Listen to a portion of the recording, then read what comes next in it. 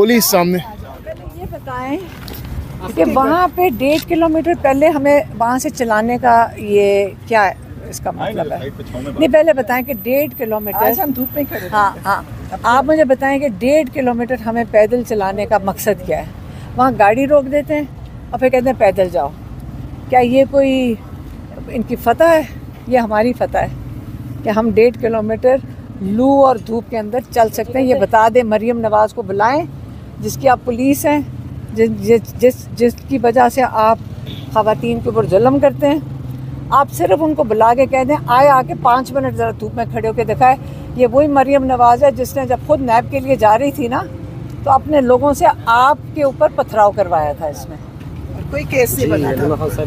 आगे बढ़ रही हैं पटियाला की तरफ। और इस वक्त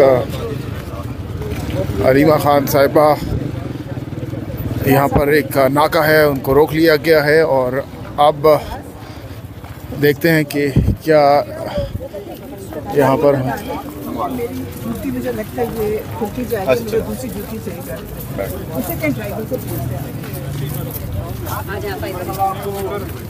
और यहाँ पर रोक लिया गया है दोबारा से हलीमा खान साहिबा को। देखते हैं क्या सूरत पैदा होता है। ये मरियम नवाज़ का शौक़ होगा, उसका ख्याल है कि इस ऐसी चीज़ें करके शायद हम घबरा जाएं।